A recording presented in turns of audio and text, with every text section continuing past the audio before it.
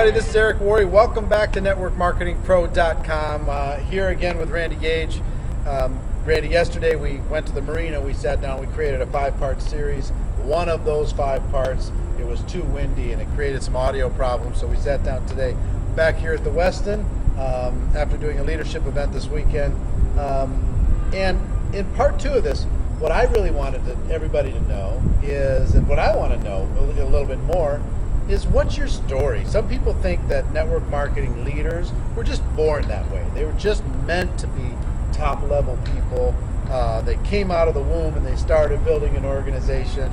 And can you describe for people, how did you first get introduced to network marketing? What were your early years and what's the progress of your career and maybe some of the lessons that you learned? Well, I was in preschool.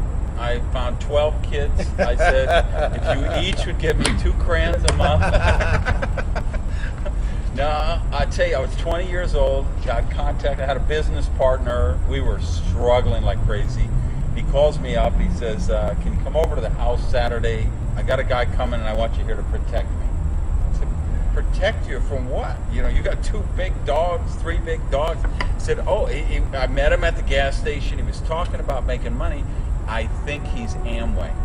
So I say, I'm 20 years old now. Amway? What's Amway? It's, you know, that thing where they draw the circles about making money? I said, Jimmy, I don't know anything about circles. I don't know anything about Amway, but if it's about making money, we need to look at this because we ain't making any money. So long story short, I go over there on Saturday. The guy comes, gets out his yellow legal pad, red pen, draws a circle, U, puts 5 circles underneath. Of course, it was Amway. I was mesmerized. I joined on the spot. Unfortunately, I didn't make any money with that. I came to find out later, we were actually in Bill Britt's organization. Bill is one of the rock stars of Amway, really gets systems, everything. We were so many hundreds of levels down. That message had never got there. So the line I was with would tell me, you know, go find people who own hotels, and because they buy lots of laundry soap, and you could sell lots of SA8 laundry soap. So I hung around for 6 months. I sponsored my roommate by, you know, lending him the money for the distributor kit and the first order. He dropped out after 6 months. What could I do? You know, I had lost my whole organization, so of course I dropped out. A few months later, of course, I had approached people, so a few months later, one of them came back to me and said, got a deal, it's just like Amway, only better. Only better? Yeah, well, I liked Amway, so this was better, joined that, signed up the roommate. He dropped out, I dropped out. A few months later, got a deal, it was just like the deal, it was just like Amway, only better than the deal, which is better than Amway. So you bounced around quite a bit. Bounced around forever. And really, 5 years. It's funny, I just did an interview with Networking Times, and John David Mann said, you know, what's your real qualification to talk to these people? And I said, you know, I've made millions of dollars. I've been a corporate guy. I've been a consultant. I've probably created more millionaires than anybody in the business. But what really qualifies me was the first 5 years where I struggled and bought tapes and went to meetings and lost money and just all the drama and trauma and frustration. So that's how I started. And what do you think some of the lessons that you learned in those first 5 years that have helped you, be able to kind of expand into stardom and expand into big money? Well, I joined some very mature companies, and I came to the belief, and it's just my personal opinion, and if you disagree, you can write nasty things about me down in the comments, but they were so mature, I felt like I had kind of missed the boat, and that maybe I couldn't create the kind of wealth I was looking for there. I joined some brand new startups and had the chance to be in on the ground floor, and the 2 of them, they both right on schedule, 2 years old, went out of business. So I found out that you can get in on the ground floor, but there might be a basement they're not telling you about. So I realized, you know, that you need to do some due diligence when you pick a company. And it isn't just about it has to be new or it has to be old. You look at the management team and the compensation plan and the product line and what kind of traction. And you just don't jump at the first thing somebody throws your way because you're enamored with the idea. So I learned that thing. I certainly learned about a system, as we're going to talk about in some of the other shows. Right.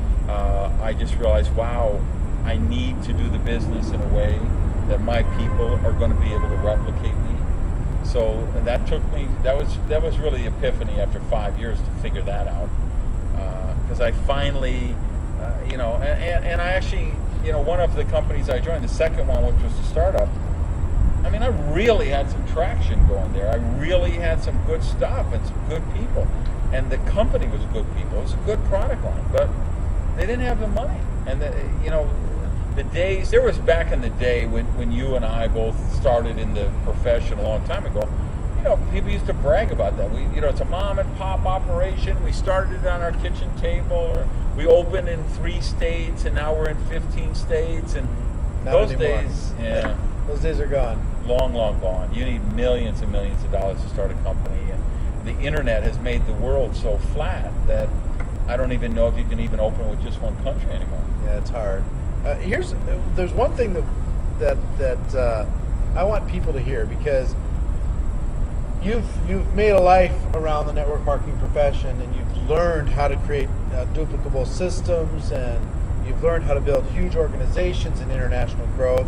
And you had a company blow up on you, and then from that you went and started training people. You became became one of the biggest authors and trainers of generic network marketing materials. How to succeed in network marketing, how to build a multi-level marketing machine, how to do all these different things. And you know what? A lot of people, and I'm talking to a lot of my friends that are watching this program right now, a lot of people bail into that role because they had their heart broken for a minute, and then they stay there and they never come back.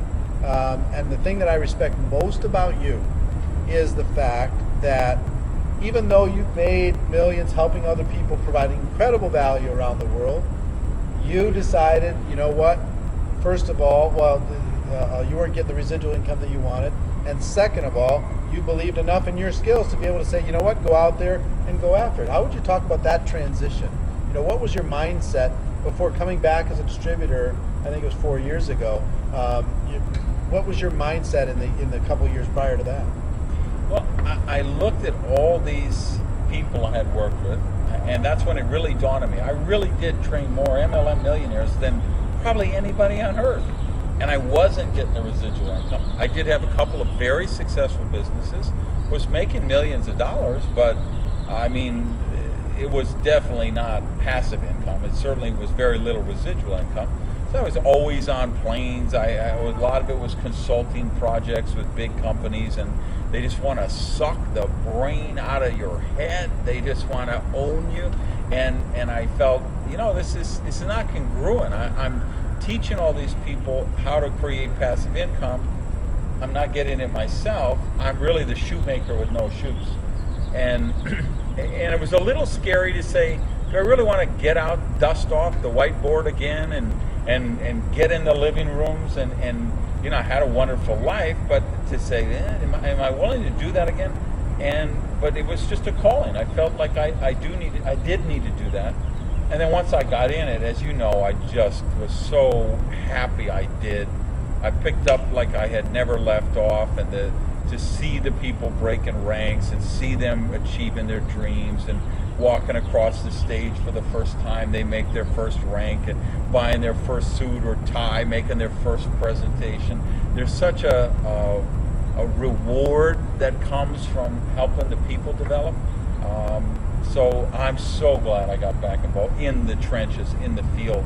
And I bet other people that got away from, I had my heart broken like other people have. But I got to tell you, I think once you get this in your blood, it's so hard to get it out of your blood. And you got to get up on that horse again. Yeah, so what? Companies went out of business. Look at today. Major airlines are going to go out of business. Major car companies are going to go out of business. It's just the nature of human nature. Things evolve, and people die, and new babies are born, and it's the cycle of life. You have to go with life. So what would you say? And you've got a lot of friends, I've got a lot of friends that are telling the world how to succeed in network marketing. They're not in a network marketing company. they haven't picked one themselves, and then maybe they're afraid that, oh, if I do that, I'll lose my other business or something. What would you say to those people? Well, say put up or shut up, because it's interesting. I just finished the 4th edition of my first book, the MLM book, which I wrote in 2001. Just did the whole rewrote it, coming out in a couple of months. And you know what? Stuff has changed. It's not the same market it was in 2001. There's some stuff that wasn't working then that's working now. The environment has changed. Technology and the internet has changed stuff. Social media marketing has changed stuff. So, there's some trainers out there still teaching the same crap they were teaching in 1974 and 1976. Yep. They haven't sponsored anybody in 15 years. You remember the event we met at? We did our Joan Axe Mastermind event. Yep. And there was a lady up there on the platform, and she was doing a workshop, and I was saying, did I go back in time to 1976? I mean, this old, hey, do you keep your options open? I mean, does anybody honestly believe this is still working in 2009? It's not. The things have changed. So if you're just a personal development trainer, or you're a goal-setting trainer, or a social media trainer, there's all these social media trainers, right, and they have no opportunity on the other side. They haven't figured out how to make any money doing it. Right. So, but if you're training in something that you can still be relevant in, great. But if you want to be relevant in network marketing and be a trainer in it, I think you have to be in the field and know what's working today. Yeah. Pick a company. My advice to you: pick a company. Show the world. If your stuff really works, show the world. And if it doesn't, if you're not willing to do that, like you said, it's so incongruent. There's such a disconnect. And so I would say that not just to those people. I did want to send a special message to some of my friends that do watch this show, because you know what? Come on, it's worth getting residual income. You make almost $2 million a year doing what you do in the field, on top of what you do with your generic business that you've had for many years. It's worth having, and it's in the lifestyle and the camaraderie. I think it's the difference between when actors talk about doing movies and then they talk about doing theater. Yeah.